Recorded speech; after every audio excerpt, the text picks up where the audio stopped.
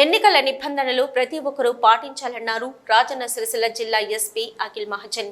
ఈ నెల 13వ తేదీన జరుగు పార్లమెంటు ఎన్నికల సందర్భంగా శాంతి భద్రతలకు విఘాతం కలగకుండా ప్రతి ఒక్కరూ ఎన్నికల నిబంధనలు పాటించాలని సూచించారు. ఎన్నికల నిబంధనలను ఉల్లంఘిస్తే చట్ట ప్రకారం చర్యలు తీసుకోవడం జరుగుతుందని హెచ్చరించారు. ముస్తాబాద్ ఎస్ఐ శేఖర్ రెడ్డి ఆధ్వర్యంలో ఎన్నికల సందర్భంగా ఎలాంటి సంఘటనలు జరగకుండా తీసుకోవలసిన జాగ్రత్తలపై ప్రజలకు అవగాహన కార్యక్రమాన్ని నిర్వహించారు. ఈ కార్యక్రమానికి ఎస్పీ అఖిల్ మహాజన్ ముఖ్య అతిథిగా హాజరై ఎన్నికలు సజావుగా సాగేందుకు సహకరించాలని కోరారు. శనివారం సాయంత్రం 6 గంటల నుంచి సోమవారం పోలింగ్ ముగిసేంత వరకు 144 సెక్షన్ అమల్లో ఉంటుందన్నారు.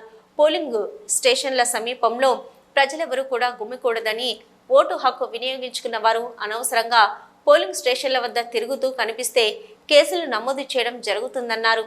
పోలింగ్ కేంద్రాల్లోకి మొబైల్ ఫోన్ అనుమతి లేదని, అభ్యర్థులు 200 మీటర్ల వరకు మాత్రమే వాహనాలు తీసుకుపోవచ్చన్నారు.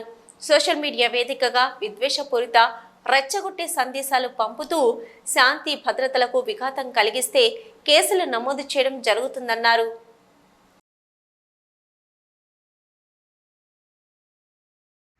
ఇంక లేదు, ఏం చేస్తున్నారు సార్? ఓట్ చేయడానికి వచ్చాను.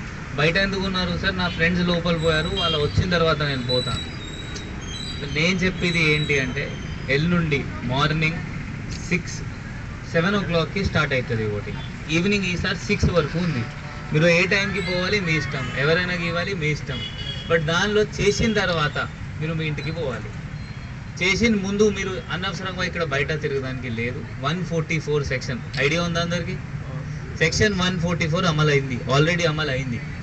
ఈ రోజు నుండి ఎల్లుండి సాయంత్రం వరకు మీరు బయట 5 గంట ఎక్కువ మంది తిరగడానికి లేదు, పని లేకుండా తిరగడానికి లేదు.